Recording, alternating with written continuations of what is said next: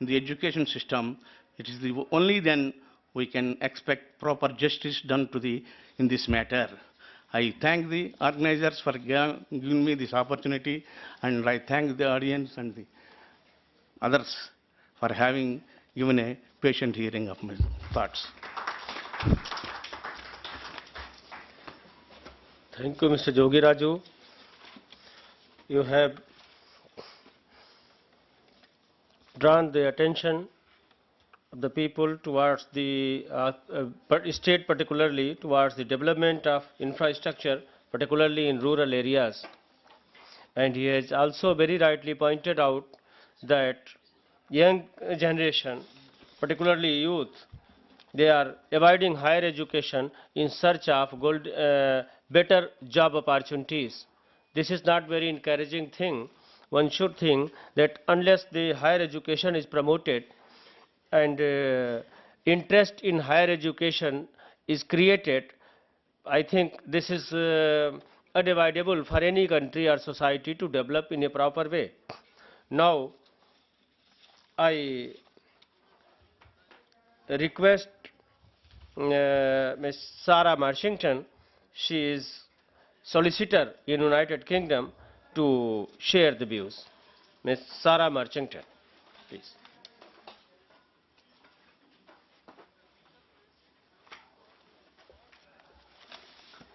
Good afternoon. When I was asked to do a speech on education, the title I was given was The Fundamental Right to Primary Education and the Responsibility of the State.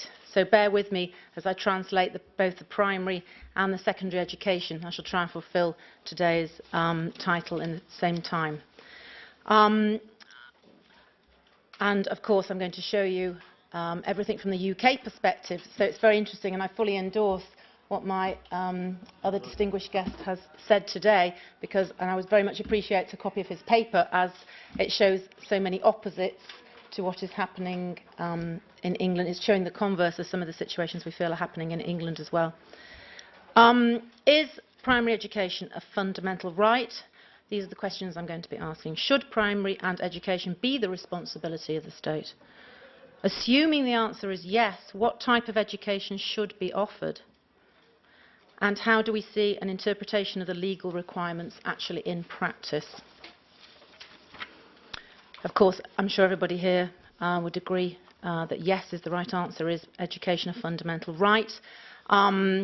It was, as you've said, under Article 26, the human right to education. We endorsed this in our Humanities Act in 2000, and it is now a legal right for every child in the UK to be educated up to 16 years old.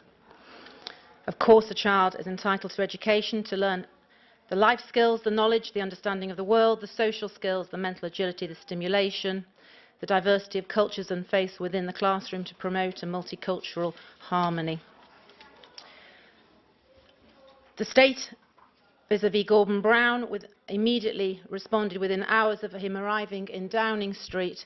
He made very large changes to how education in Britain would be run. He disbanded our Department for Education and Skills. He disbanded our Department of Trade and Industry. And instead he created 3 new departments responsible for education up to the age of 19. A Department for Business, Enterprise and Regulatory Reform, a Department for Innovation, Universities and Skills, and a Department for Children, Schools and Family. My second question, should the state be responsible for providing our education? Yes, of course. Who else is going to do it? Who else can provide the infrastructure and the resources across the country? Who else is going to promote such a diversity and variety of education? And this is something that Britain has really had to address and move away from our more traditional courses. We've been steeped possibly in purely vocational subjects for far too long, and we've had to adapt quickly to a variety of education. We've had to take into account disabilities, gender, faith, talent, vocational qualifications, and the Education Act has had to take into account the associated legal requirements under each of the relevant acts, for example, the Disabilities Act.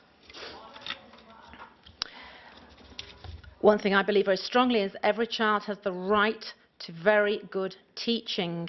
They also should have an equal opportunity to the same curriculum, but within that curriculum there should be some flexibility to accommodate different children's needs, to adapt to different children's capabilities.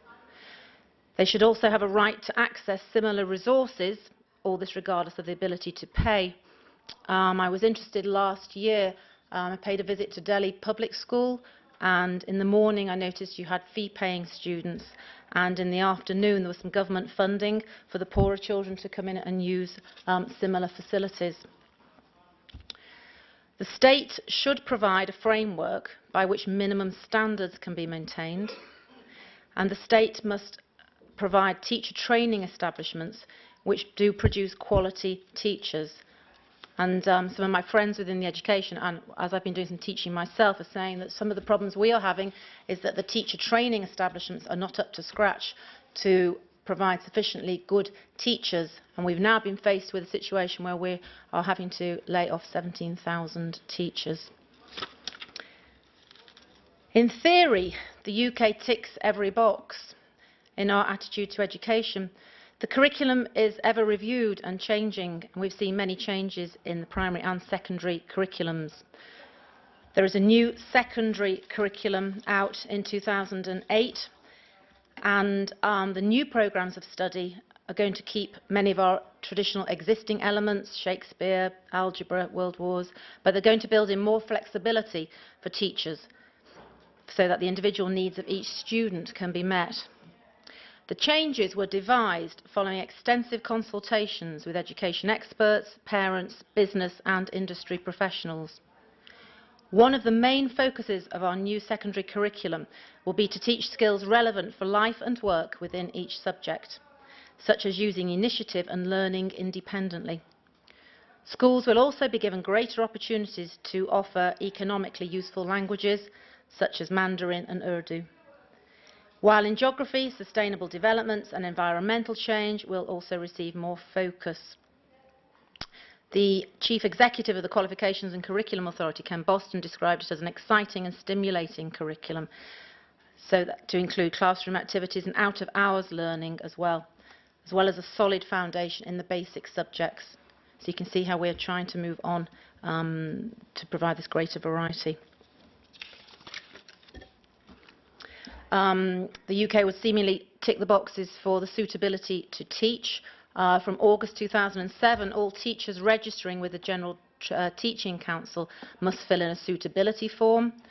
They must declare any previous criminal convictions, however old, so that the GTC can be adamant they filter out people who are unsuitable to teach. Interestingly enough, even if you have a one-off minor conviction, such as being drunk at a sporting event, you still have to declare it. Regarding resources, you've already mentioned the costs that have been put into education in the UK, which I was going to mention.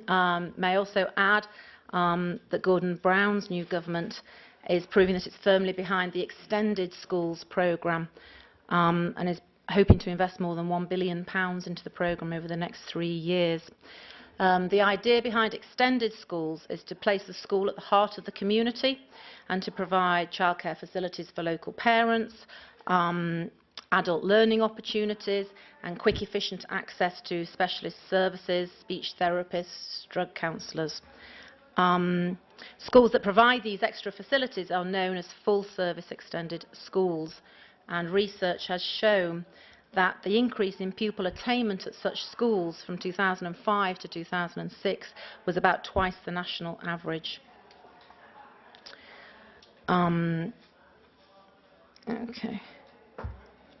A further £285 million will also be going towards granting access to extended schools to children from the most deprived homes as well. But we still have areas of focus and concern. Education relies on society respecting and valuing education. Professional respect is seemingly that teachers are not possibly seen in the same light as lawyers and doctors in England. Yes, respect must be earned. Is this an area for further legislation vis-à-vis the training establishments? I would argue that the state needs to look into these establishments more closely. I think that we need to, in the UK, start valuing education equally, even at the different levels. A university professor is possibly seen in a higher light than a primary teacher, but we must look at education in its entirety if we're to get it right. In the UK, a lot of our standards are measured by academic exams. There is a danger with that the state measures success by performance tables. In the UK, with the Freedom of Information Act, anyone can gain access to any school's performance in the SATs, which are standard assessment tests. The media regularly publish ranking tables. Only this week, I just happened to bring in a paper as an example. They actually do top 25 schools, top 25 state primary schools. But the problem with this, they don't show how the schools add value. They don't show how they're developing better children's life skills. They're not taking account of location of schools. It's purely a percentage. And because of this, some schools compromise the broader education of the child so that they will fare better on the tests ready for the results to be published.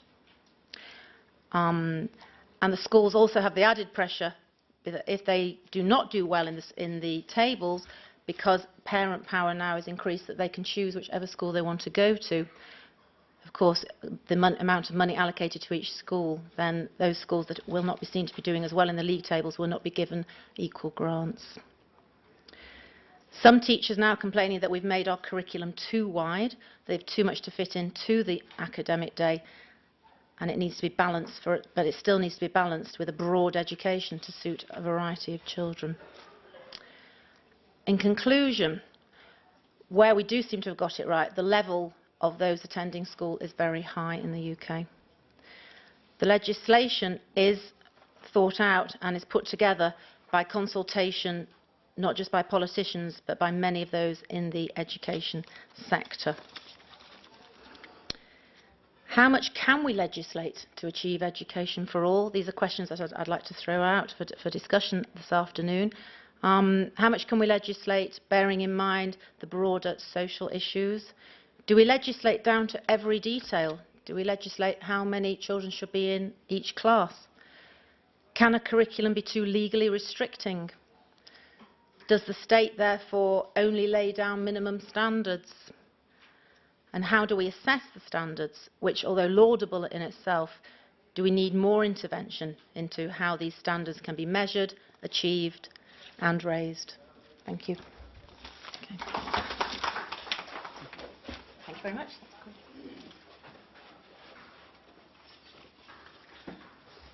Thank you, Ms. Sara. She has beautifully narrated the position of higher education in India. She is solicitor in England, and when I use the term solicitor, this should not be mistaken by Indian solicitor. The term has different meaning in two countries. In England, there are two branches of advocacy. One is solicitor, other is barrister. While in India, solicitor is a government post for conducting the cases on behalf of state. So now I request my Lord Justice Rathore to kindly come and enlighten us on the role of state in the field of higher education. My Lord Justice R.S. Rathore, Judge, Rajasthan High Court, please. Now, before we conclude or sum up today's session, I would like to throw open to the House if there's any question we have with us, the experts on the subject. Any one member of the audience would like to have any questions that we can do. We have so little time left.